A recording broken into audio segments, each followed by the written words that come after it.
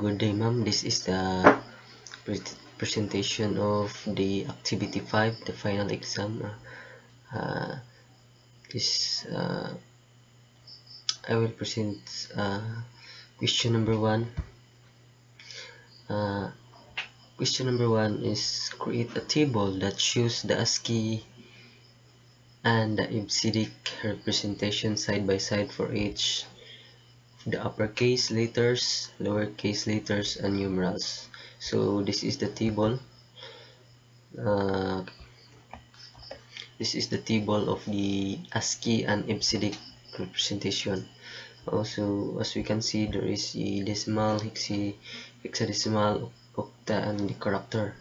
No, if the uppercase letters, meaning to say capital letters, example A, ang iyang representation sa decimal is 65, and yung hex is 41, and octa is 101. Muna siya ang mga uppercase letters nga ASCII, and lowercase letters muna siya A, B, C, D to Z. Siya value, ang A niya sa decimal is 97, hexadecimal is 61, and 141 for the octal. Muna siya tanan ang mga representation, mga numerals, muna siya. So numerals 0 to 31, mga numerals na siya.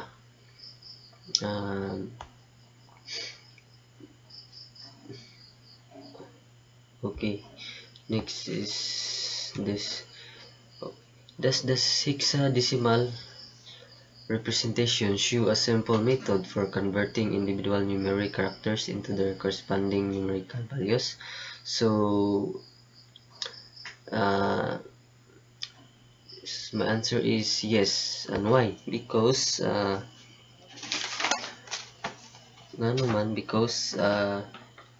hexadecimal are numbers. When you say hexadecimal, bit 16 gini siya. So hexadecimal are numbers that use the base 16 system of counting. So instead of using the numeric characters, what are the numeric characters? There are 0 to 9, 0, 1, 2, 3, 4, 5, 6, 7, 8, 9. That are the numeric characters. Then we are using the numerical values to easily identify. So mean to say dali ra siya makuan kay numerical values man nimo, dali ra siya ma-convert. So next, letter V. Does the hexadecimal representation suggest a simple method for changing lowercase into their corresponding capital letters? So my answer is yes. And why? Because for example, if we write in 10 in hexadecimal, so do we mean the decimal number 10 or the binary of 2, 1 plus 0?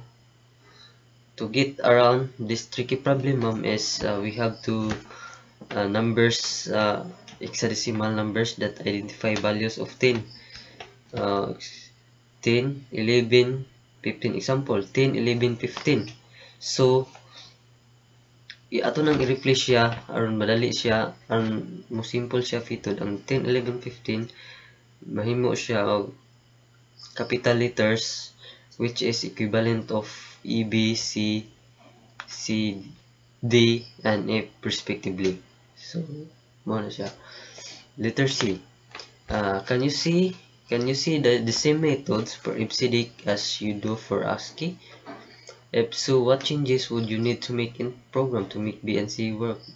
So in my opinion, I think yes, because ASCII, when you say ASCII, it is the American Standard Code. Information is interchanged, and EBCDIC is the same lang sila because they are mo tanang mga letters ilang mang i-decrypt, no? Example is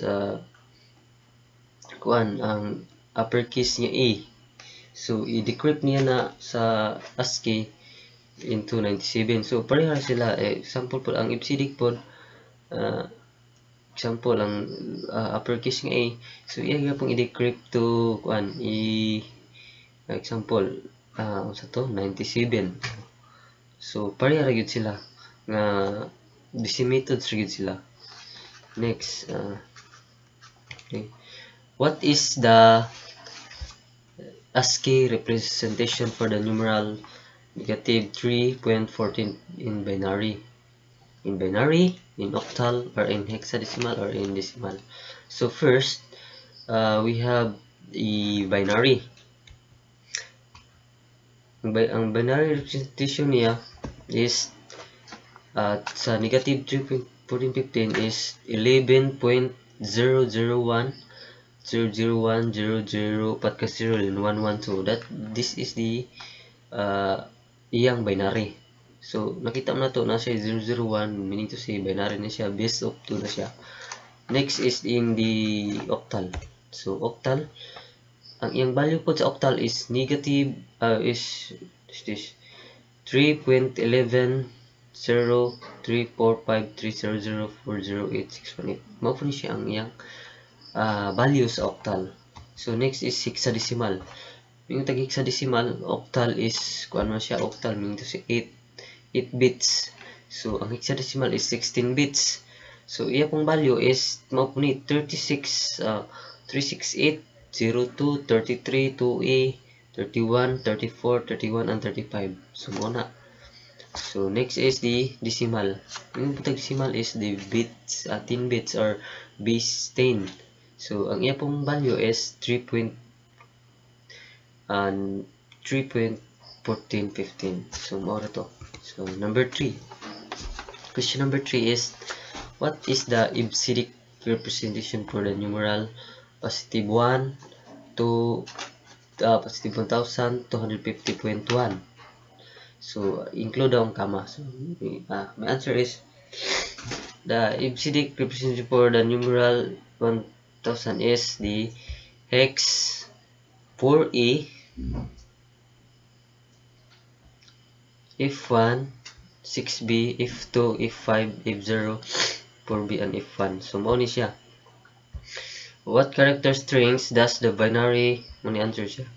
Number 4, what character string does the binary ASCII code below represent? Mo siya. So convert mo siya into binary. Ang answer ani is very short lang kay mo ni answer. This is easy. Mo na siya mo. So that's all for number 1 to 4, and we going to proceed in the 5. So kaning 5 is medyo lisod ni kay program ni siya, no? Write a program using your choosing assigned language, programming language that will convert all ASCII uppercase lowercase to EBCD code.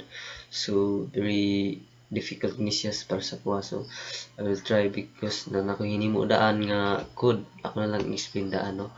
Pero hindi tama dugay. So I'm choosing the language PHP, no? Akong PHP man to kuha. So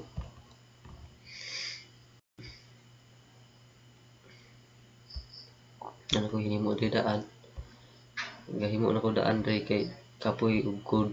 So muna kuha ato na ko libutang dre to sa htdocs muna ko na. So muna akong code, no? Wala nang i-discuss ang code. So kay HTML with CSS and PHP man to kuha. So we are going to proceed in doctype HTML, no? Doctype HTML. So wala na dito to. Next is head, meaning to say HTML language English, no? Naka HTML siya.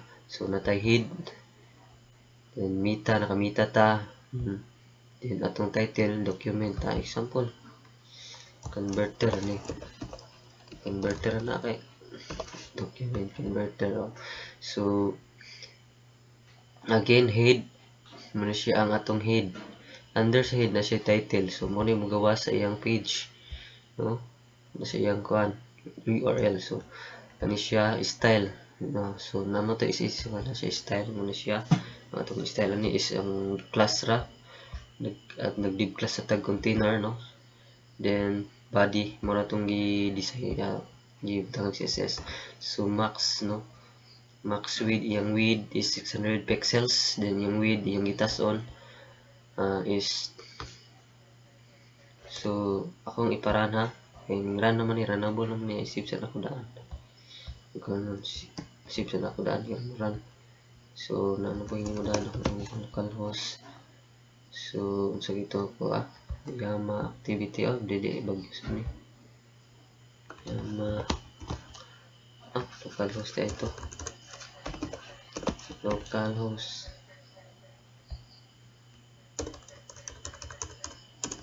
So nara ni so wala siya nakaunang sum. Ito gamit man na naka-opening sum. So start na to, ira na start apaki sa tungikuan kumuga na ba, sige ha, okay okay mo ni siya. So we have so only exists na to is yung 100, yung width is 100%, so muna siya 100%. Muna ang itas on width, ang yung width yang gilapdon ara day width niya, gilapdon width muna siya width ito ni na. Next is the background color is blue na siya, kaya siya blue. Ang height na to is muna siya 300 pixels no, height na gikan dara paingon diri. Next is kana di na ko na stream kana border na margin right so ang body niya is color green, naka-flex siya color green so background niya is muna siya green na siya, center naka-center gid siya no, center. So makita na to center gid siya sa screen no. So ug natay sisis mi gamit itong style mo ni sisis na to no, sisis kan style no. Next is tirin ta sa PHP code giun sa pagdagan sa program na display siya. So nanang code ka so nagkuan nata siya natay kuan format. So if I set mo ni siya submit ASCII, natay variable ASCII equals post ASCII no, decimal to decimal array no, gamit ang array kaya ron kuan. If start to lower no, declare tig variable diri start to lower, then ASCII atong ning gi-call siya ASCII. If variable ASCII r equals array mo ni siya i-array na to i-array. So muna yung array niya, so buos na to ikan diri kag 97 paingog 122, then ang ibcd lower na pod ikag 129 to 169. So mo ni siya ang iyang kuan mo run ang program. So for x no, for variable x equals 0, variable x is mo ni siya i-increment. So for each nagamit ang for each loop para ang ASCII mo load no, ang letter code no siya, then break na siya break loop codes for each na siya mo ni siya mga code. Next is the uppercase mo siya nga to parihara, okay mo ni siya. Pwede ko ni mo ni butangan og mga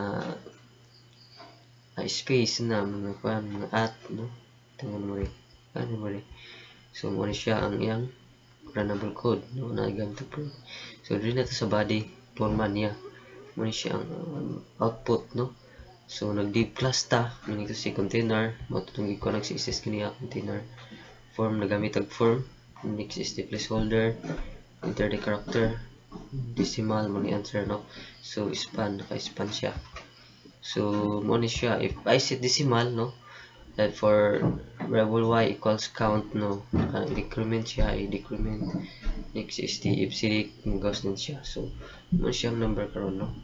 Ang atong runnable is mo na ni count tama ta mo ni siya to.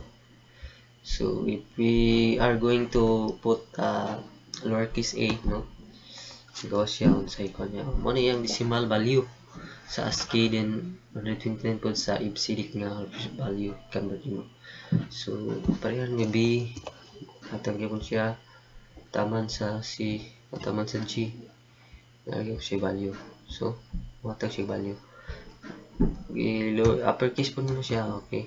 Lagi ko siya value. Muna yung value sa decimal. So on and so forth with B. Lagi ko siya value. Hantod sa Z. Hantod na sa Z. Lagi ko na siya convert lang mo. So, example, natay kuan. Himutag kuan. Example, my name, Yama. So, convert na to, muna siya yung value. Example, Yama. Lowercase tanan. Yama Jufil. So, muna siya. So, muna siya ang iyang represent, iyang value. Convert ni mo imong name. Example, name 1. Ayan, nalagyan na siya. Example, caps lock. John. So, John. Muna iyang convert ito. So, that's all, ma'am. Thank you and God bless. God bless you. Once again, thank you and God bless. Okay.